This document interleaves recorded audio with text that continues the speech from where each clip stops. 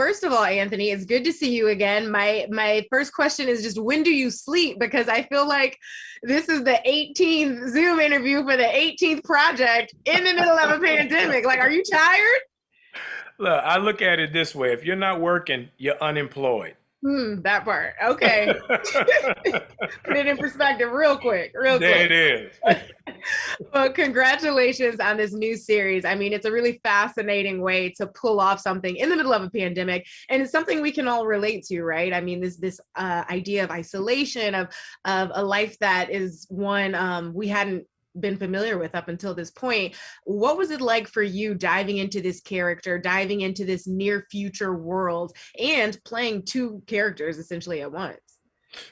You know what? It was exciting. It was difficult Yeah. and scary, and I didn't know what would happen, how it would come out, but it was exciting. I had never read a script like this. I've seen movies like this. I've seen episodes of television like this, but I've never seen a black actor be given the opportunity to just be an honest human being.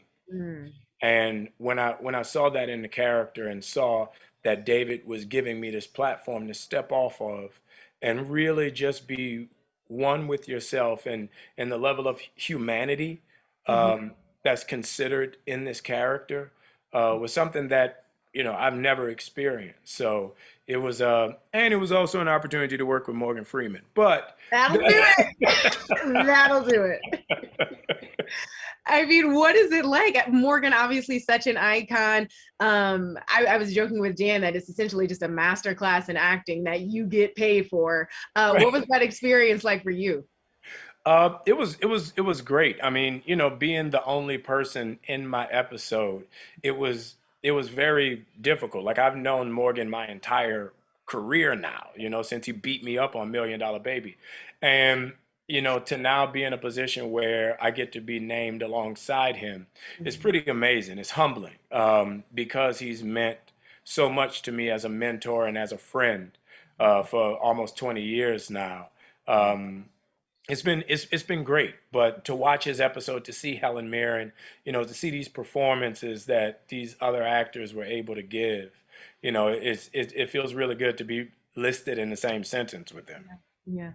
So humble because being listed with Anthony Mackie is the list that everyone wants to be on, right? I'll just put it out there. I doubt it, but I appreciate it.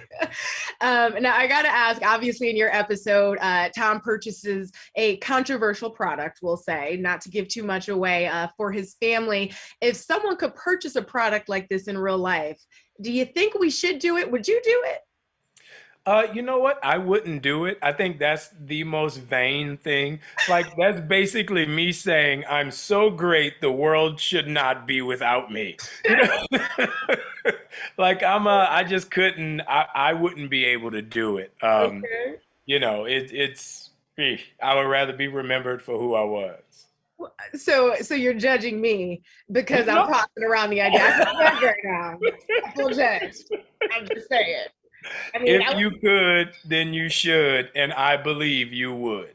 I would not. First of all, I was just joking. I don't want another Zuri running. Uh-huh. It's almost like, is it more vain to not want another you running around because it?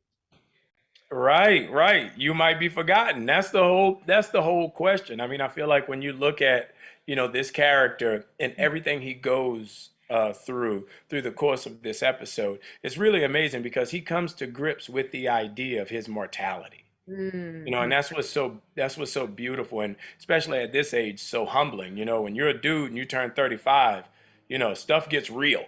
shifts, right? It shifts. I was undefeated until 35. That's when I took some L's. So, Oh, hey, why just beat you up a little bit? Just shake it up.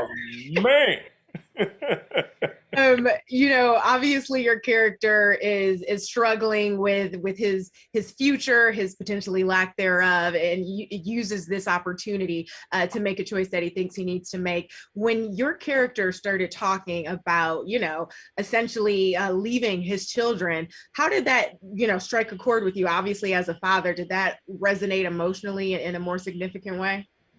Of course, it definitely put things in perspective a lot because with me having to play both characters and basically do 30 pages of text to myself by myself, Yeah. the emotional through line, the humane aspect of this character became very human to me. Mhm. Um, so of course, I thought about if I had to talk to as time, like what would I do? Like how would that affect me? And I specifically drew from that as my last words and testaments to my sons. Wow. Wow. Dang. Well, that was heavy. Ooh, I Yeah. take a minute. I didn't go through it. Kind of took my breath away with that one. No, That's it's a hard piece to talk about because it's so heavy. Because, so many we don't you don't really think about your mortality until it's in front of you. yeah, If you do, you're considered weird and morbid. yeah, So it's hard to talk about and make it sound interesting without it being very, very heavy and depressing. yeah, yeah. But it's real stuff and it's important stuff, and it's awesome that y'all are tackling that and these difficult conversations and topics through this series. Just really quickly before I let you go, I know you're not gonna tell me anything, but I gotta ask anyway. Captain America 4 is in development. Have you got the call yet? What can you tell us?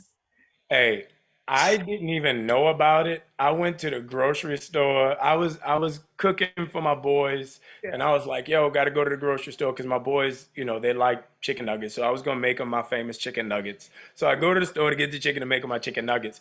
And the cashier, my boy, Dwayne, who I've known forever, he's like, "Yo, is this real?"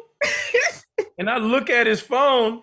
I'm like, "Oh, oh, wow." Stop it. I'm like, I have no idea. I, You I, are I haven't joking. heard I haven't heard anything. I found out on my cashier's phone in the grocery store, Trying to make some homemade chicken nuggets. trying to make some homemade chicken nuggets. I do a great flour, seasoning, egg batter that they love.